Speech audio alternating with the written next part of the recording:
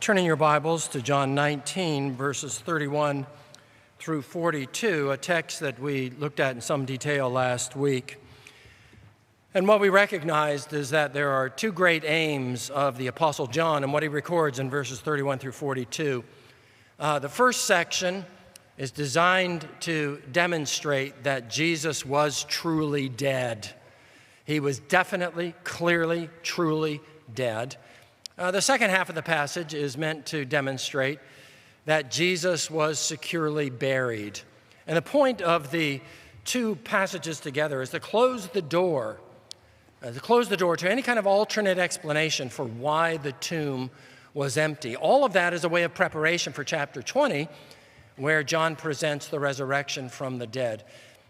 John is demonstrating that the only reasonable explanation for the disappearance of the body in the empty tomb is that Jesus was raised from the dead.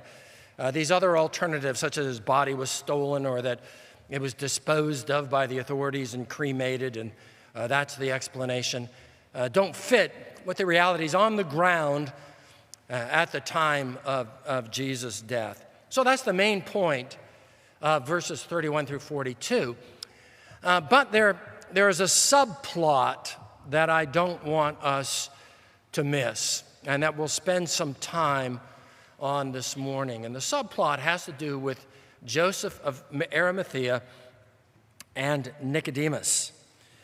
Both of these men were wealthy. Both of these men were members of the governing council of Judea. Both of them were identified as secret disciples. So we read in verse 38, after these things,